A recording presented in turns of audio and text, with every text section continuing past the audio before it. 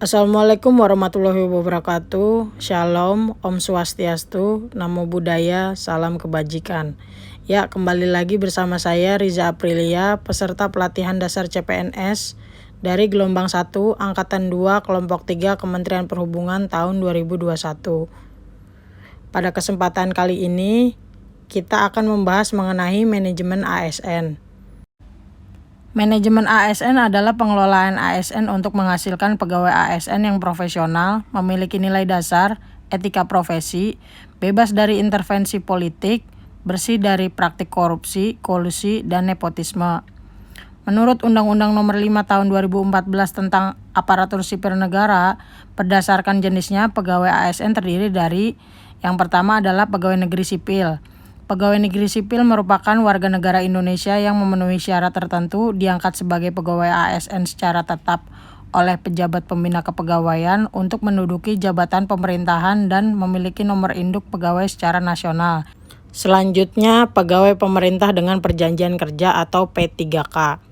P3K adalah warga negara Indonesia yang memenuhi syarat tertentu yang diangkat berdasarkan perjanjian kerja untuk jangka waktu tertentu dalam rangka melaksanakan tugas pemerintahan sesuai dengan kebutuhan instansi pemerintah dan ketentuan perundang-undangan. ASN memiliki peran sebagai perencana, pelaksana, dan pengawas penyelenggaraan tugas umum pemerintahan dan pembangunan nasional. Untuk dapat menjalankan perannya dengan baik, ASN memiliki fungsi sebagai yang pertama adalah pelaksana kebijakan publik. Dalam hal ini, ASN harus mengutamakan kepentingan publik dan masyarakat luas serta mengutamakan pelayanan yang berorientasi pada kepentingan publik. Yang kedua, ASN sebagai pelayan publik.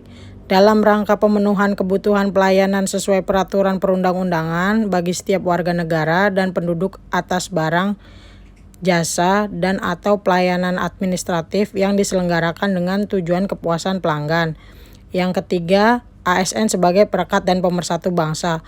ASN senantiasa dan taat sepenuhnya kepada Pancasila, Undang-Undang Dasar 1945, negara, dan pemerintah.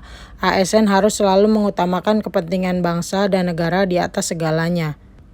Dalam penyelenggaraan kebijakan dan manajemen ASN, dikenal adanya asas proporsionalitas yang mengutamakan keseimbangan antara hak dan kewajiban ASN. Dalam Undang-Undang ASN, hak PNS dan P3K adalah sebagai berikut.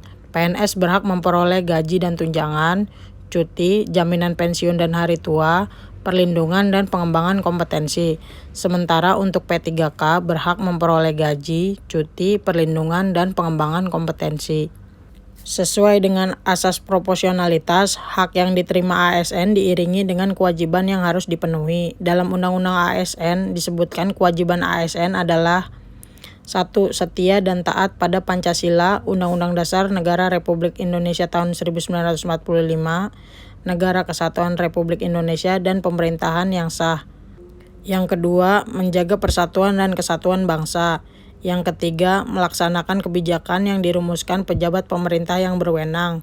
Yang keempat, menaati peraturan perundang-undangan. Yang kelima, melaksanakan tugas kedinasan dengan penuh pengabdian, kejujuran, kesadaran, dan tanggung jawab. Yang keenam, menunjukkan integritas dan keteladanan dalam sikap, perilaku, ucapan, dan tindakan kepada setiap orang baik di dalam maupun di luar kedinasan. Yang ketujuh, menyimpan rahasia jabatan dan hanya dapat mengemukakan rahasia jabatan sesuai dengan ketentuan peraturan perundang-undangan. Yang kedelapan, bersedia ditempatkan di seluruh wilayah Negara Kesatuan Republik Indonesia.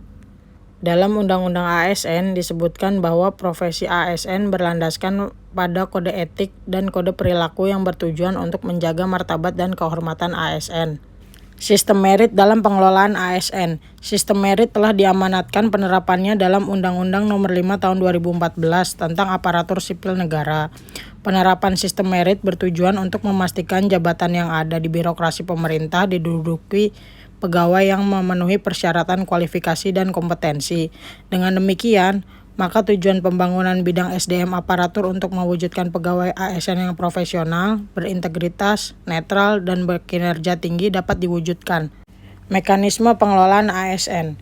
Manajemen ASN terdiri dari dua, yaitu manajemen PNS dan manajemen P3K. Manajemen PNS sendiri meliputi penyusunan dan penetapan kebutuhan, pengadaan, pangkat, dan jabatan, pengembangan karir, pola karir, promosi, mutasi, penilaian kinerja, penggajian dan tunjangan, penghargaan, disiplin, pemberhentian, jaminan pensiun dan hari tua, dan perlindungan.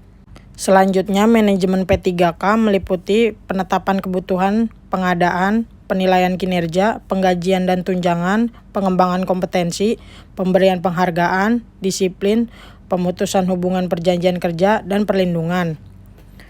Untuk menjamin efisiensi, efektivitas, dan akurasi pengambilan keputusan dalam manajemen ASN diperlukan sistem informasi ASN. Sistem informasi ASN diselenggarakan secara nasional dan terintegrasi antar instansi pemerintah. Demikian materi mengenai manajemen ASN yang dapat saya sampaikan. Wabillahi taufik wal hidayah. Wassalamualaikum warahmatullahi wabarakatuh. Tetap semangat.